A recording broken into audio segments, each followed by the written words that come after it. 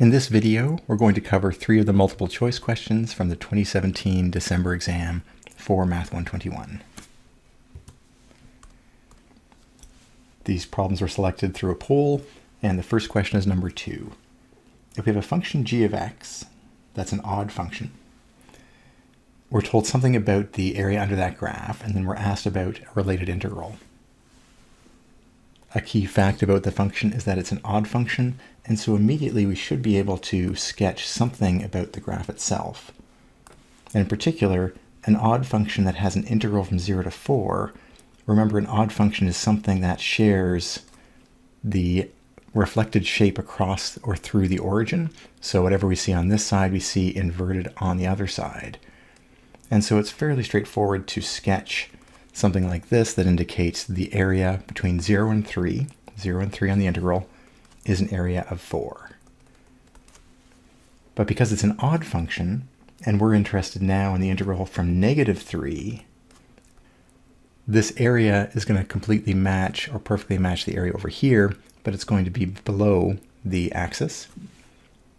And what that means is that when we integrate from -3 to 4, -3 to 3, we are immediately going to get an integral value of 0.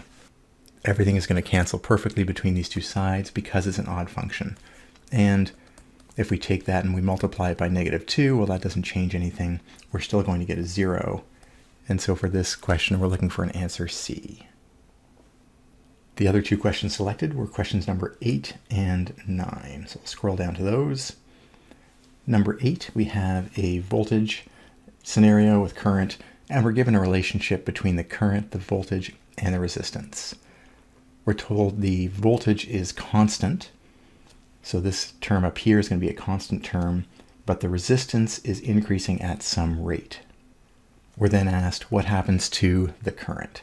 So we're being asked for di dt, and we're going to get that by taking the derivative of, and I'm going to write this as 2 separate operations here, voltage times 1 over R, but the voltage is constant, the resistance is not.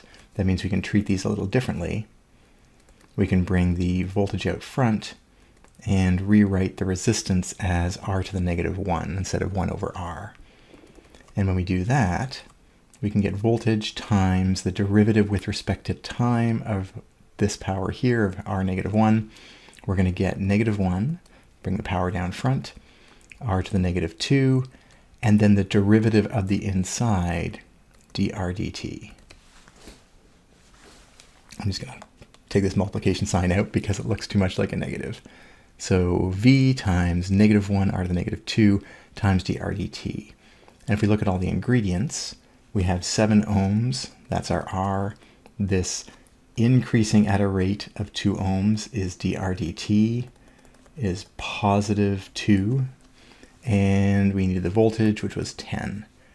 So if we actually want to find our value for di dt, we're going to have 10 times -1 times 1 over 7 squared times dr dt, which is 2.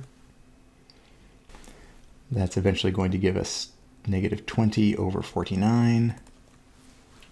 And that ends up being 0.408.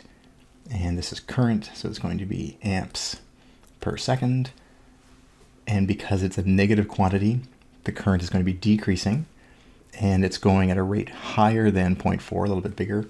So we're looking at answer A here, pardon me, at more than 0.4 amps per second, a little bit over that. Next up, question 9.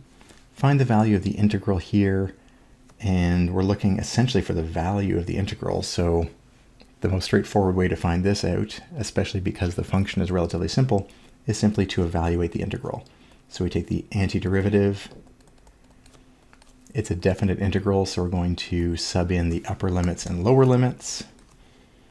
And that's going to give us 8 over 3 plus 2 minus -8 over 3 minus 2, and that's going to be 16/3, and we have a double negative for the 2 as well, plus 4, And that gives us 9 1/3 from a calculator work, or if you like, 9.333 infinity repeats. And that gives us answer D.